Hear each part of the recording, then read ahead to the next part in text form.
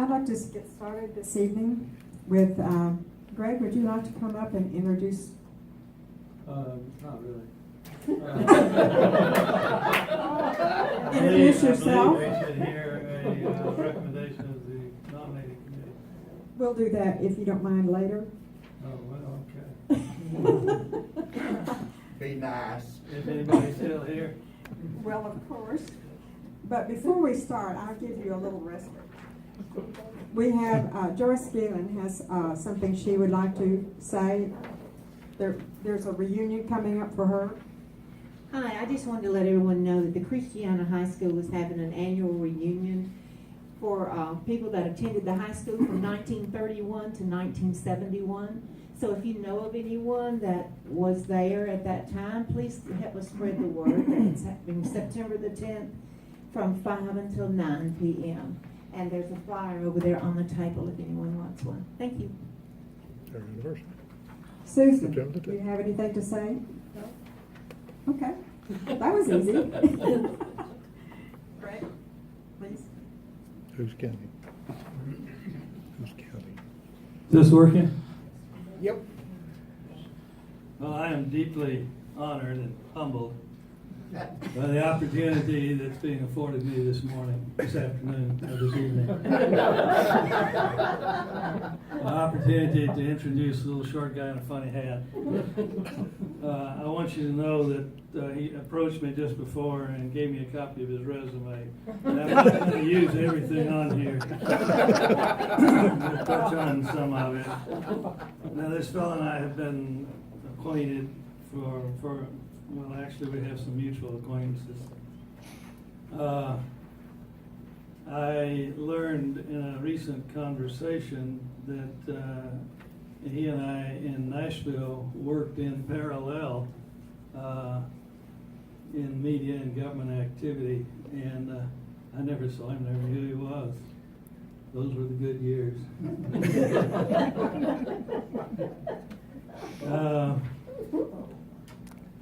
He did eventually work his way out of the media in Nashville and came down here to Murfreesboro, where he took up the job as a columnist. I'm halfway through here.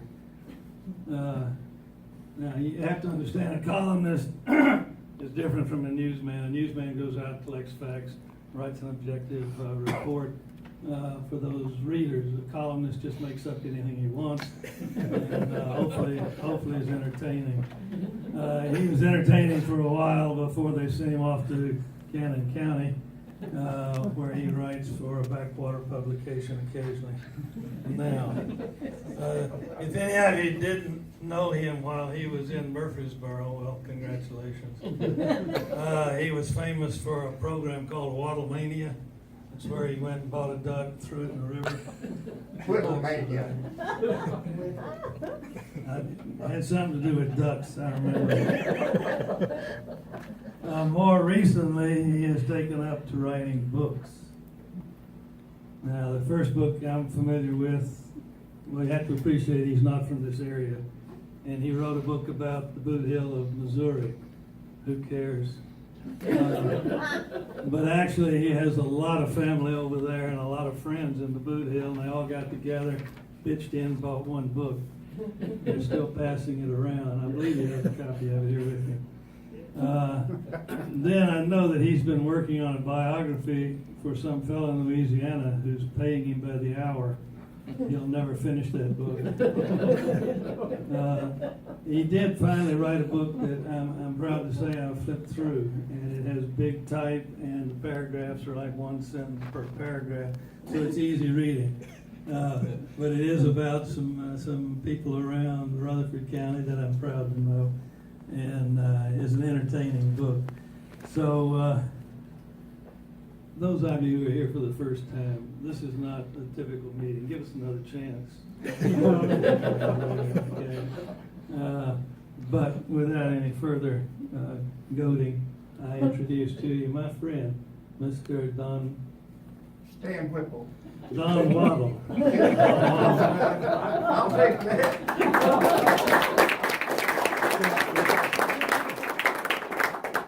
Don, I'm going to stand by if you get in trouble. Okay. I appreciate you. You wanna use the microphone? I'm gonna sit right here, look nice, not bothering nobody, minding my own business, that is the Whittle way, Jerry. Yeah. Appreciate that underwhelming introduction. He's proven that anybody can get out there.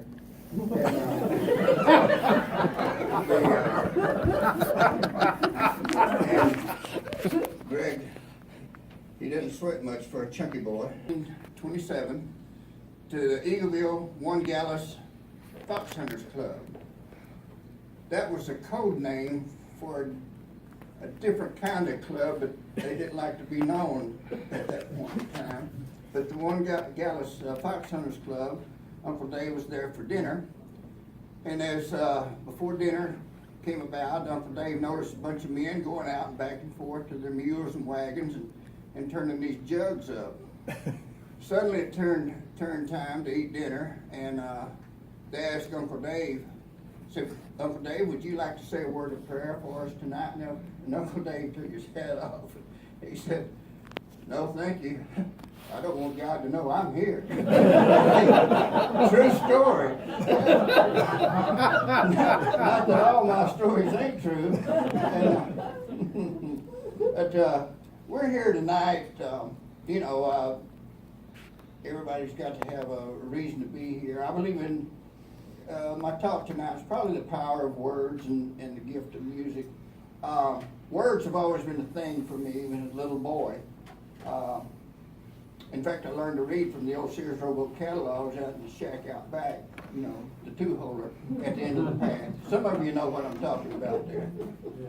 That's where an old rooster almost made a girl out of me. But anyway, I learned to read Sears Roebuck catalogs, picture words. First grade, got a whipping in first grade. They caught me teaching my little buddies, Kirky Durbin, Harold David Brighton, Billy Kirkley, how to spell a woman's brassiere. Then teacher went to church and told my mama, said, boy, your boy sure does know a lot of words for first grade. He spelled brassiere today in school. Mother took me home after church, wore that bottom out, said, you embarrassed us in front of God, the whole school, and the whole damn town. Anyway, words can be powerful. Words can get you in a heck of a mess. Just look at the old presidential season going on. If y'all probably noticed when I came up here, I have a little limp. I'm a little handicapped. That's from carrying Truman Jones on my back for 20 years. Truman, he's from Kittrell. He can't spell Kittrell. Radio stars, of course, they don't have to spell, but he can't spell beans. B-E-A-N-S. Truman became a good friend of mine back in 1988. I didn't know a soul in this county. I had some outpatient things I had to do in Nashville at a hospital. In 2 or 3 weeks, he carried me down there as a complete stranger and everything. You don't forget that kind of friendship. And so Truman and I go back to 1988 when I moved here. This community's been very good to me. The good Lord's been good to me. I still can't believe I didn't go to college to learn to write. I just could always do it, and I'm very thankful for that. 8 years ago, at a supper table of Hilda and John Stewart, and in Smyrna, Hilda and John are the parents to Marty Stewart, the country singer. And the idea came up, there's never been a book done on non-stars, like stagehands, light operators, of the country music industry. And that intrigued me, so I checked around with a couple of historians that really know country music and gospel music history, and it's never really been done. And so that was the idea for this book. That was 8 years ago, and my wife Pat has helped me do it immensely. And doesn't she dress up that back cover? Makes me look good. She's the brains and the beauty of the family. That's pretty obvious. But In doing the research for the past 8 years, I have learned that Rutherford and Cannon County has been about as influential in country and gospel music, professional country and gospel music, as Nashville itself has been, i.e. Uncle Dave Macon. One of my favorite stories in this book is about Uncle Dave Macon. He was a ham. I mean, he was just a born entertainer. He loved cutting up and showboating with people. Even before the Grand Ole Opry started in 1925, Uncle Dave had a mule route hauling business between McMinnville, Woodbury, and Murfreesboro, and he would strum his guitar, his banjo, up on the wagon with his mules, and little kids, and this was before he became a star, little kids would leave water and knickknacks along the side of the road, hoping that Uncle Dave Macon would stop with his mules and strum a little song or two, and generally he would. And that was his start of entertaining. One of the favorite stories that's not widely known about Uncle Dave, he went to Hollywood to make a movie. Well, Uncle Dave wouldn't go anywhere without country ham. Whether it's New York at Carnegie Hall, he had to have his country ham. He always carried country ham with him. Well, to close the movie deal, for Uncle Dave to go out in Hollywood and make a movie, Roy Acuff contracted to transport 3 country hams to Hollywood, or Uncle Dave wasn't going. But it's stuff like that, but that's local history. Billy Henson is often a guest on Truman's show, musician, local man here. He started in country music due to his mother, who was a waitress, I believe at the old Al Sullivan Cafe. Did I get that name right? And she was a waitress, and a little guitar, used guitar. This family at one of the country stores here had a used guitar, and she bought that guitar for Billy at 50 cents a week, and that was his start of his professional music career. Now, Billy Henson has never been what we call a superstar. That's kind of been the theme of my book. The non-stars, the non-superstars, and Billy has played with Foley, of course, Roy Acuff, you name it, the big stars in the 40s and 50s and 60s. They know who Billy Henson is. Billy's probably got about 100 songs. He's a prolific songwriter. Lives right here in Murfreesboro, but a lot of people outside the industry doesn't know that he is famous within the music industry. He's known everywhere in the music industry. His big claim to fame was happened down at Las Casas. By the way, somebody is here from Las Casas, isn't he? Yeah. And that's a great community. His claim to fame, he played the intro performance for Loretta Lynn out at Las Casas School. Of course, they could only seat 300 people. Needless to say, they packed the little Las Casas schoolhouse out and everything. But Billy's claim to fame, Loretta had just recorded one of Billy's songs, and when she came out on stage, she jumped in Billy's lap and smooched him right on his lips and everything.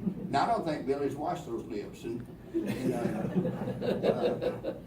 But anyway, it's stuff like that. Those of you who've probably read my stuff, or maybe I hope you've read my stuff down through the years and everything. I like everyday people doing everyday stuff to get through this tough old world. I find that my readers would rather read about the window washer of the community than the town mayor. Everyday people doing everyday things.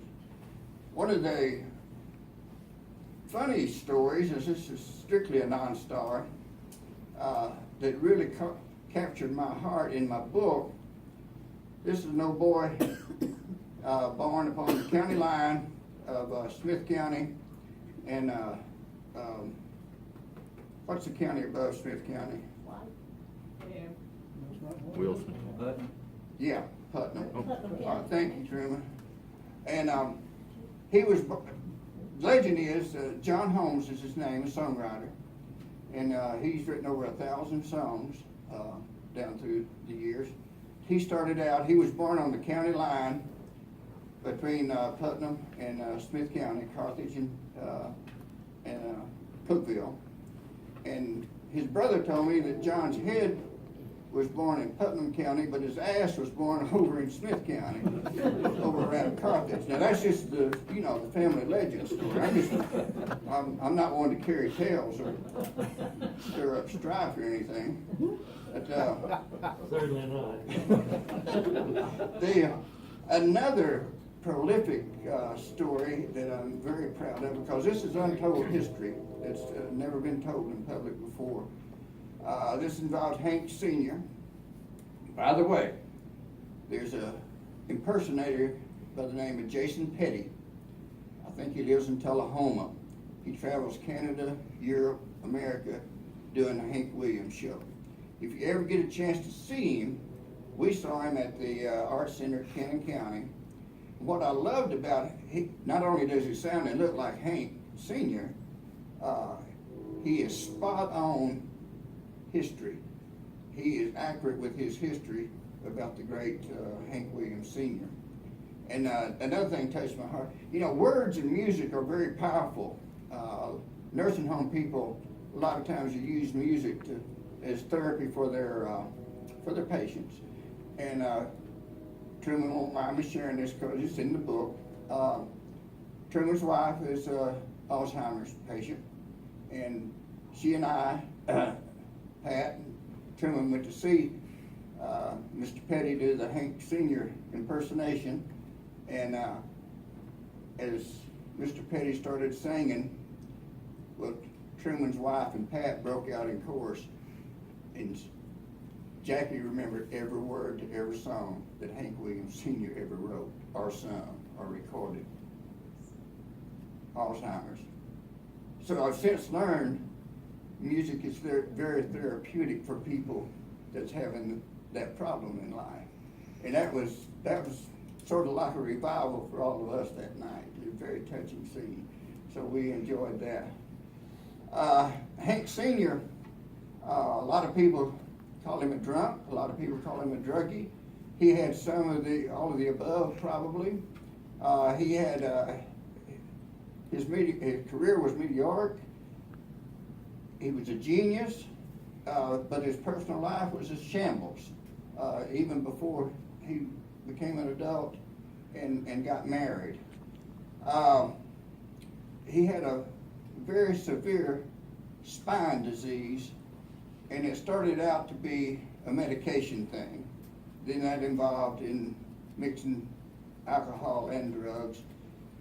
They say heart attack, but it was probably the combination. According to Mr. Petty and the history that I researched, it was probably a combination of drugs and alcohol that killed him at age 29. But think of all the songs this man wrote, composed, recorded before age 29.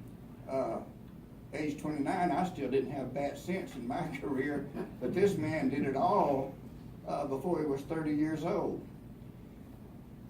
This part of my book has never been made public before, and this is the history I love. One of Hank's best friends was Jack Ruby. How many of you recognize that name, Jack Ruby? Jack Ruby was the man that assassinated Oswald, who shot President Kennedy. Jack Ruby, at the time of Hank's real fame, had a saloon, a popular saloon, theater in New Orleans. And Hank, when he would go on his binges, he would hide out at Jack Ruby's saloon. And there was one guy in the band with Hank that knew this friendship. And he let Hank be there a few days, but they had to get the money to make a living for the band members and, you know, keep the tour dates. So within a few days, he'd go to Jack Ruby. He said it'd take him 30 to 40 minutes to talk Jack into telling him where Hank was holed up. And Anyway, but then he would go to one of the back rooms, and there'd be Hank, a woman, and generally a bottle or two of whiskey. And that's history that's never been told. I like that, and that's in my book. I was very the gentleman who gave me that inside information about Hank was in the Drifting Cowboys. Hillis Buttram was his name. Hillis is deceased now, but that's the type of history we had. Everybody knows John Hood. Okay. His son, just to show you the local tie-in to the gospel music industry or country music industry, Rutherford County and Cannon County. You had Uncle Dave Macon, you got Billy Henson, Red Foley, those connections there. Gary Hood, and graduated in 1968, I believe, from MTSU. And he, being at the right place at the right time, heard that they needed a cue card holder at the new Hee Haw series that went like wildfire in popularity. In fact, Hee Haw is still the most popularly profitable syndicated program in Nashville history. It's still being shown in reruns today on the RFD network channel, which is where my friend Marty Stewart has a weekly show on the RFD network cable channel. But from being a cue card holder, MTSU graduate, today Gary Hood, Gary spelled G-A-R-R-Y, 2 R's, Gary Hood, he has produced 20 Academy Awards, 30 Emmy Awards, and numerous CMA Awards all over the world, and mainly all over America. And he's widely known in Europe as a gifted stage producer. He's known worldwide for his gift of being able to produce shows in an organized manner, big productions. His big claim to fame as stage manager, 1988 Democrat Convention. The speaker was some guy named Clinton out of Arkansas. And Bill had 8 minutes. And as you know, they got to keep a pretty tight schedule on these things because they got everybody on a tight schedule to get into TV commercials because that's the way they make their money and everything. Well, Bill Clinton wouldn't shut up. He just kept talking and kept talking. They'd hold up a blue card. 3 more minutes. Didn't work. Red card means get the hell off the stage.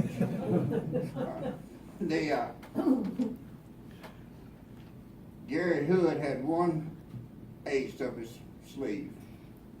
He controlled the button that controlled the podium that rose and sank in the stage door, stage floor.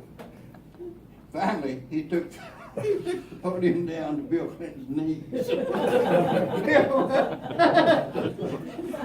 They have never talked this over. They get together in productions once or twice every year or two, and Gary says one of these days I'm gonna bring that story up. And I said, well, you ought to, and write it down for your son's benefit, because that is a powerful story and tells you a lot about Bill Clinton too, politician.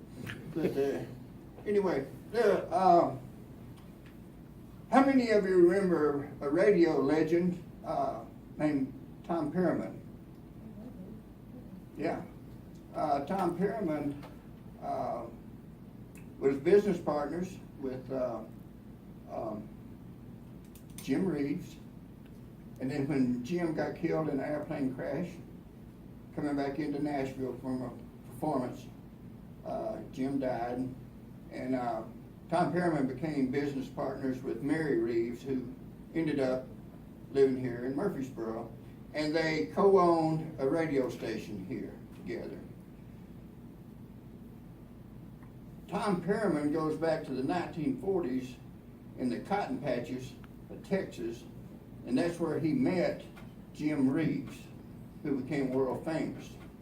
Well, Tom and Jim Reeves actually shared announcing duties together on a couple of radio stations down in Texas before Jim Reeves became a sensation. Tom Perriman later moved to Nashville after Jim Reeves clicked and got a recording contract. And the Country Music Association that we know today, Tom Perriman started it from right here in Murfreesboro, Tennessee, and it goes on today. One of Tom Perriman's, at age 90, he's still announcing, and it's one of the most popular country music radio shows, 2 hours every morning. 90 years old and still rocking. And he said, "Whittle, I've gone from picking cotton to picking records." And he recently fell and is currently doing rehab right now, and scheduled to go back on the air in Tyler, Texas next week. But can you imagine, he's still got the crisp mind, the fire that it takes to be an announcer or a showman. And one of Tom Perriman's favorite stories is Elvis Presley was invited to come on the Louisiana hayride thing that was real popular back in the 30s and the 40s. And Elvis got down there, performed in Louisiana on the Louisiana hayride, didn't have money to get back to Nashville. So Tom booked him in a little gun and knife club or nightclub in Shreveport, Louisiana. And Tom ordinarily took 10% or 20% commission when he would do favors like this for people. He booked Elvis and his two band members into this little nightclub, and they got like $50, and Tom donated his commission to Elvis Presley, and Elvis Presley went to his grave as a lifelong friend to Tom Perriman. He never forgot it. Come to find out, Elvis Presley was very loyal to his friends and cohorts in music. And Dwight Faircloth here, how many knows the name Dwight Faircloth? Dwight was an airplane attendant in Nashville, Piedmont Airlines in Nashville the day that Elvis died. Tomorrow, I believe, is the anniversary, 16th of August. Yeah. The day Elvis died, Dwight was on duty at Piedmont, and all of a sudden, they started getting calls in, and they booked, there was one flight to Memphis that day, and within 30 minutes, that flight was overbooked. And then when the airplane finally got to Memphis from Nashville, the attendants at the airport called Faircloth back in Nashville, "Where's the luggage with all these people?" And Dwight said, "There is none. They're just coming to be with Elvis." So they went with the clothes on their back. They loaded up the airplane from Nashville to go be with Elvis and his family at that tragic day that Elvis lost his life. But it's stories like that is not largely known, and it's stories like that I've tried to put in my book. I've always liked down-to-earth, kind of human interest stories. That seems to be what my readers always have enjoyed and everything. One more thing, Chuck Wagon Gang, how many of you know who that is? They go back to 1936. My old farm daddy wouldn't go to church, but on Saturday night they had a 15-minute program, Chuck Wagon Gang, on PSAM radio in Saxton, Missouri. For 15 minutes we were not allowed to talk as children, and Daddy would listen to the Chuck Wagon Gang sing on Saturday nights. And a few years ago, the Chuck Wagon Gang was coming to our church in Smyrna, Parkway Baptist, and I call it well, I'm in tight with the preacher at Parkway Baptist. I'm sort of, well, I guess I am, because he says as long as I'm in the church, you'll have something to pray about. Wasn't that nice? Do you think that was nice? But I'll anyway, explain it to you later. Anyway, where was I, Pat? Our chuck wagon gang, they had a bus breakdown, and Pat's a very gracious lady. She opened our home and a place for them to clean up, and fed them breakfast, cooked a gigantic breakfast. The tenor singer and the boy that plays the guitar, they ate 37 biscuits and gravy that morning. Ate us out of house and home. But I was thinking, if my old farm daddy and farm mother could have been around and saw that the famous chuck wagon gang that goes back to 1936 in our history, it would have blessed them so much to know that they had their feet under their youngest son's breakfast table. And they're just down to earth people, still are. The first audience that the chuck wagon gang, before they even had a name for their group, back in the early 1930s, we're talking Depression, we're talking picking cotton, keep from starving, and at night after picking cotton all day, the whole family would get on the front porch in the shotgun shanties down around Tyler, Texas, and the chuck wagon gang, the Carter family's their name, they would start singing on the front porch. And after about 15 minutes, after it turned dark, they'd start seeing the glow of cigarettes scattered out through the cotton fields around Tyler, Texas. And that was their first audience in their career. And eventually, a year or two later, they got a contract with the radio station in Fort Worth, Texas, and that launched what we know today as the chuck wagon gang. And I'm open to a few questions if they want to. You're not Have I overrun time? No, in fact, you hadn't earned your stipend yet. Oh, okay. How do you spell stipend? Stipend. Any questions for Don? Dan? Dan. Yeah, Truman? Stan, I do. I got two things. Oh, God. One thing is, I knew your mom very well. And Dan told me for years how hard he worked in the cotton fields and all the other things that went on. I did get religion. It's my understanding from Miss Ruby that you never stepped foot in the cotton field. And is this fiction or what is it, like the normal things that you deal with? Oh, by the way, it started out at $10. He found out he can sell more for $30. That's right. Come on, marketing. I want 20 back. I put pictures in there for Truman. Yeah, thank you. And Greggy Pooh over here to my left, the other author. They, any questions? Yeah, you see. Yeah. Did you know one of the chuck wagon gang lived in Murfreesboro for later years? Her name was Louise Thomas. Just know the name. I know who you're talking about. She sang with them. Yeah, sure did. And they, Marty Stewart wrote and produced all the songs on their latest album in Nashville. And be on the lookout, a gospel song called Someday. It's going to be recorded and recorded and recorded. It's going to become a standard. I did mean to tell, getting back to Hank Sr.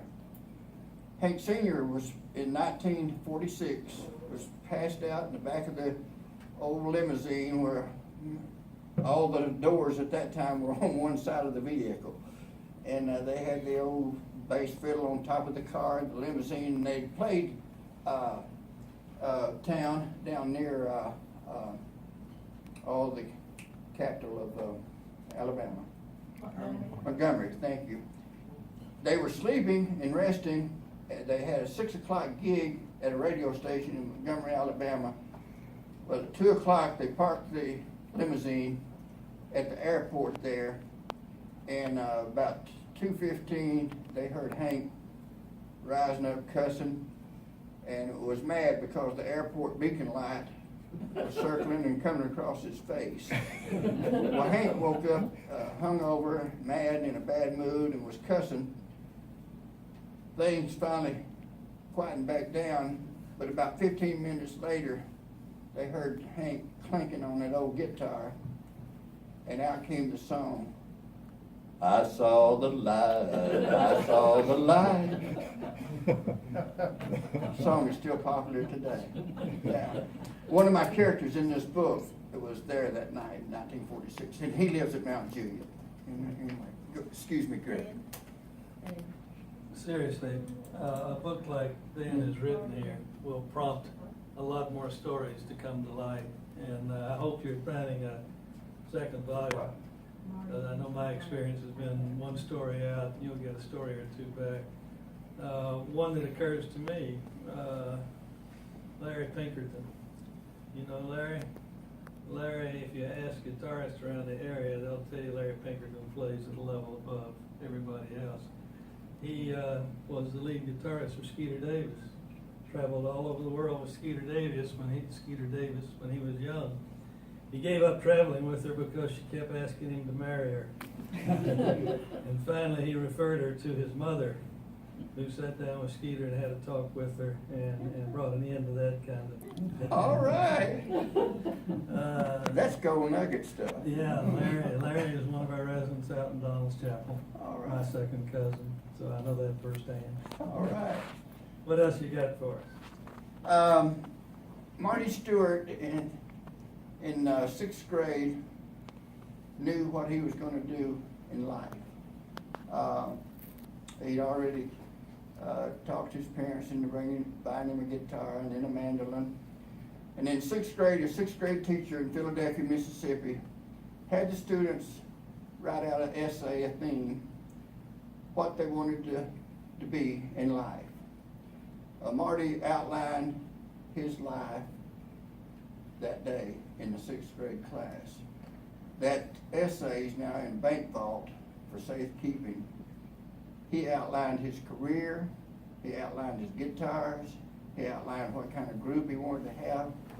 He even outlined in marrying Connie Baby Smith as his wife in 6th grade. And the teacher was so thoughtful in 6th grade in Philadelphia, Mississippi, he hand-walked that essay from the schoolhouse to the bank where Marty's mother worked at the time in downtown Philadelphia, Mississippi. And at age 11, he went on contract and started performing at the Grand Ole Opry with Lester Flatt. And the rest, as I say, is history. Pat and I go to church with Marty's parents. John passed away, Marty's dad, the year before last, but we still go to church and best friends with Hilda, Marty's mother. And my introduction to Marty on a personal basis was in the backyard of his mother and father one day. Pat was in having water. And Marty and I were alone in the backyard, and I said, well, Marty, man, I said, everybody tells you what a genius you are, what a great entertainer you are, and you are. But I said, that ain't what I admire about you. Well, he looked at me just as funny. He said, well, Mr. Whittle, what, if anything, do you admire about me? I said, the fact that you take care of your mama and your daddy is what I admire about you, Marty Stewart. And I said, that's Bible. And that was my introduction to Marty Stewart. Did he really call you Mr. Whittle? I get treated with respect when I'm not around you and Truman. I wore clean underwear tonight. And I get treated like a dog. Speaking of your wardrobe, I happen to notice that you're dressed all in black. Yeah. Does that have any connection? With that introduction, I'm in a bad mood. Tell us one more. I might have one more. About 2 months before my mother passed in 2003. By the way, how tough of a farm lady was she? She lived 7 years after being diagnosed with pancreatic cancer. Tough lady. Y'all know not many people last long with pancreatic cancer. But anyway, Mother had to get something off of her chest, and I said, Danny, I got something I gotta tell you, and it's bad. I said, what's it, Mama? She says, 1937, we were starving, but me and your daddy, we stole a chicken. We ate it. Number one crime. Mother had carried that for 50 years. Had never shared that story. And I said, well, Mother, was that the end of the family's crime wave? She said, no, it's not. In 1947, Mother Maybelle and the Carter sisters came and performed at the old Red Dog School there beside the Mississippi River, East Prairie, Missouri, which was about 20 miles from my family's farm. And in the dead of winter, they went mule and wagon with 3 other couples, paid 25 cents apiece to see Mother Maybelle and the daughters perform at the schoolhouse. The next morning, they got back home about 2 or 3 o'clock in the morning. They slept in till about 5 o'clock to break the ice with sledgehammers and chopping axes for the cattle and for the mules and the hogs. And but about 7 o'clock, the local radio station, KSIM Radio in Saxton, Missouri, had this great, awesome memorial program, obituaries, but it was very well done. And Dick Watkins, the famous announcer locally there, said, we're going to interrupt in memoriam this morning for this important announcement. Mother Maybelle Carter wants to say a few words here on the radio. And Mother said she was ironing clothes, and Daddy was already working back in the new ground. And Mother Maybelle got on there and said, now whoever stole little June Carter's new red bonnet from the bench over there at the schoolhouse last night, this is hard times. It takes a lot of money to be traveling out on the road. We won't say anything to anybody if whoever stole her little red bonnet, if you'll send it back to the Grand Ole Opry in Nashville, we won't say a word. We'd just be happy to get it back because it cost a lot of money for the clothes and stuff to be on the road. My mother went ahead listening to the in memorial program. She picked up one of Daddy's work pants and out dropped a little red bonnet on the floor. Mother was so ashamed. She said she put it in one of these little old-fashioned matchboxes, wrapped it 2 or 3 times in brown paper, and walked it 3 miles back and forth in the dead of winter to the post office and mailed it back to the Grand Ole Opry, and never mentioned the little red bonnet to Daddy. Just let it drop. And I said, what did you bring it up to Daddy? He said, it had just been a row. I never did know what a row was exactly, but could have been bad. But that was my family's life in crime, as far as I know. You have not pursued family tradition. You get away with an awful lot. You've written quite a bit about, I believe the family name's Doubler, the descendants of Uncle Dave. 2 chapters. Michael Doubler is the grandson to Uncle Dave Macon. He has 2 chapters in my book, and he's got a great biography coming out on his granddad this year. And when it comes out, I know I'm going to get a copy. And I put him in my book just to sort of help promote his book because it's going to be great. We know Uncle Dave had 7 sons. At least 2 of them were very, very musical as well. Any stories on them? He does, but I don't know any. Do you have one, Shirley? I know one on Uncle Dave. My first introduction to Uncle Dave Macon was about in 1951, I guess, something like that. My grandfather, Elgin Lowe, was part owner of Tip Top Barbershop, and they only worked half a day on Wednesday. And so my mama and my grandmother and I, we'd pick up my grandfather when he got off work at noontime, and you know, for him to have a ride home. Well, on that particular day, it was a hot, very hot, August day, and Uncle Dave Macon, and some more guys were over at the courthouse. There were some that were whittling, and Uncle Dave and some of his buddies were picking and singing and everything, and so my grandfather thought that it would be a good thing for us to go over, you know, and see this man. He'd been on the Grand Ole Opry. That's a big deal. Well, as I say, it was a very hot day, and they all had been rather thirsty, but this time it's about 2 o'clock in the afternoon. So by the time we got over there and we were ready to listen to him play, Uncle Dave he was not feeling any pain. A spirit-filled man. Yeah. And he was downright raunchy, so I didn't get to hear him because my grandfather put his hands on me.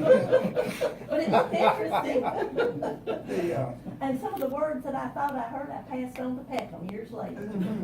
You mentioned 1950. She's your wife's a lot older than you, right, Jerry? Now, wait a minute. I believe she is. Watch it, Jones.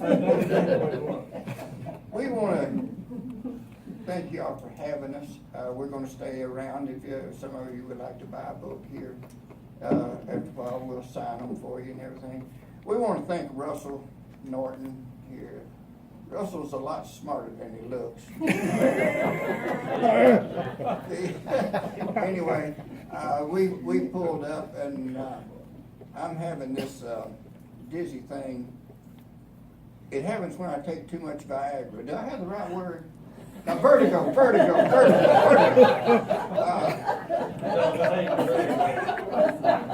doesn't come in a day. Anyway, Russell saw that I was about to have a spasmodical spasm out there by the car, and he says, "Can I help you?" Anyway, well, old Russell carried me in across his shoulders, packed me into the building here, got me seated and calmed down and everything. But he was very courteous and welcomed us into the building a few minutes early. So, Russell, I appreciate it, buddy. Round of applause for Don.